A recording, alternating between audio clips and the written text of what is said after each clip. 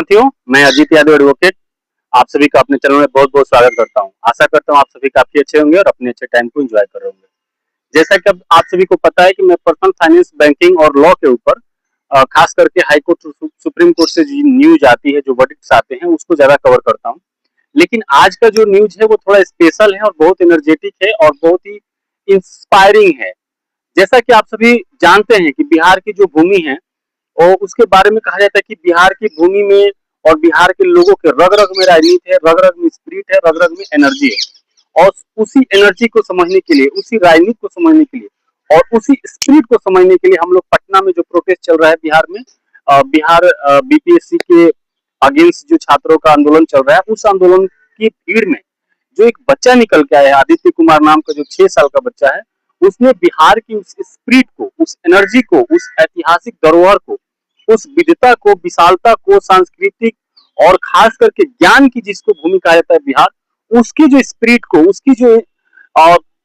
जो ऊर्जा और एनर्जी होती है, उसको जो उस बच्चे ने दिखाया है, वो काबिले तारीफ है। और मैं बड़ी अ, उस वीडियो को देख के बहुत मतलब कि एनर्जेटिक और अपने आप को एक इंस्पायरिंग फील कर रहा हूँ कि उस बच्चे ने, 6 साल के बच्चे ने बिहार सरकार के नाक में दम कर दिया है। बिहार के चाहे वो मुख्यमंत्री हो, डीजीपी हो, चाहे परीक्षा विभाग के लोग हो, चाहे बीपीएससी के लोग हो और चाहे पटना की शासन व्यवस्था को संभालने वाले डीएमएसपी हो, उस बच्चे ने संविधान का जो मौलिक अधिकार है, जो फंडामेंटल राइट है, उसके ऊपर डायरेक्ट क्वेश्चन किया हुआ है। और जहां तक हमारे जो बिहार के मुख्यमंत्री हैं सम्राट चौधरी, और उनके ऊपर जब बड़ी बड़ी हस्तियां बोलने से कतरा रही है, जब बड़े बड़े न्यूज चैनल उनके बारे में न्यूज चलाने से कतरा रहे हैं, जब विपक्ष के नेता उनके सामने अपना मुंह नहीं खोल रहे हैं और जो एक्चुअल में सवाल होना चाहिए वो सवाल नहीं हो पा रहा है, उस सवाल को 6 साल का बच्चा वहां पे उठा रहा है और इस एनर्जी और इस मैच्योरिटी के साथ उस सवाल कर रहा है कि वहां से डीएम और एसपी को उस लोकेशन से भागना पड़ रहा है। अब कल का वीडियो आया है जिसमें आदित्य कुमार नाम का जो बच्चा है, जो क्लास 1 का स्टूडेंट है, और बीपीएससी के जो लोग वहां पे जो एस्पिरेंट्स है वो धरना प्रदर्शन कर रहे थे, उनके आंदोलन को वो समर्थन देने गया था। वहां से पुलिस उसको डिटेन करने आई है। वो पुलिस को देख के भागा नहीं है, पुलिस से डरा नहीं है, पुलिस से घबराया नहीं है। उसने सीधा ये बोला है, जो पुलिस वाले उसको पकड़ने आए थे उनसे ये पूछा कि आप हमें अपने एसपी साहब से बात करवा दो। जो एसपी आपके मतलब आपके जो सबसे बड़े ऑफिसर होते हैं डिस्ट्रिक्ट में पुलिस के, एसपी साहब, उनसे हमारी बात करवाओ। और जब एसपी साहब नहीं बात कर पाए तो वो मीडिया से बात करते हुए बोलता है कि जो खुद 7वीं पास मुख्यमंत्री है, 7वीं पास नहीं कर पाया है, उसके ऊपर 7 मर्डर के चार्जेज हैं, वो कैसे आदेश दे सकता है विद्यार्थियों के ऊपर लाठी चलाने का? और बीपीएससी के जो छात्र हैं, विद्यार्थी हैं, उनके ऊपर लाठी और चलाने का अधिकार कैसे दे सकता है? तो ये बिहार की भूमि है और आदित्य कुमार ने प्रूव किया है कि लोकतंत्र में जो लोगों का वॉइस होता है, लोगों की आवाज होती है, वो सर्वोपरि होती है। ना तो कोई मुख्यमंत्री, ना तो कोई उप मुख्यमंत्री, ना कोई प्रधानमंत्री, ना कोई डीएम और ना ही कोई एसपी। जो लोकतंत्र की पावर है वो लोगों में है। लोगों को फंडामेंटल राइट से मतलब है, लोगों का फंडामेंटल राइट आप ब्रीच नहीं कर सकते। आदित्य कुमार जो छात्र है, जो मात्र 6 वर्ष का है और क्लास 1 का विद्यार्थी है, उसने बड़े बड़े धुरंधरों को मात दिया है। बड़े बड़े धुरंधर, बड़े बड़े पॉलिटिशियन, बड़े बड़े नेता विपक्ष, बड़े बड़े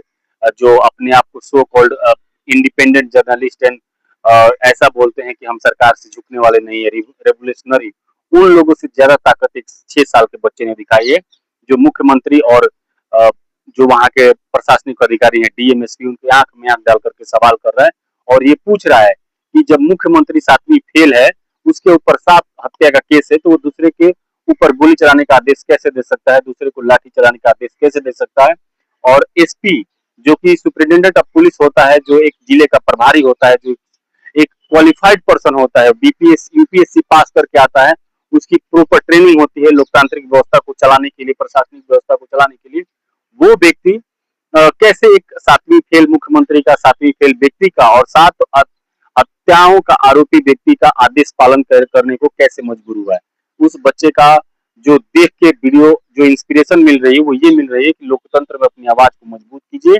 ये लोकतंत्र आपका है, ये देश आपका है, यहाँ पे आपको बोलने की आजादी है और आप अपने हक हकूक के लिए अपने घर से बाहर निकलिए और अपने हक के लिए नहीं लड़ेंगे तो यही सातवीं फेल लोग और साथ साथ मर्डर के आरोपी लोग हम पे शासन करेंगे।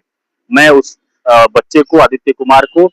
उसके सुनहरे भविष्य की और एक जो शुभकामनाएं देता हूँ, और उसके अंदर जो स्पिरिट है, जो एनर्जी है, मैं चाहता हूँ कि वो स्पिरिट एंड एनर्जी हमेशा बनी रहे और देश के लोकतांत्रिक व्यवस्था को सुचारू रूप से चलाने में, लोगों की आवाज को मजबूत करने में वो अपना योगदान देता रहे। धन्यवाद। आप सभी ने वीडियो को लास्ट तक देखा।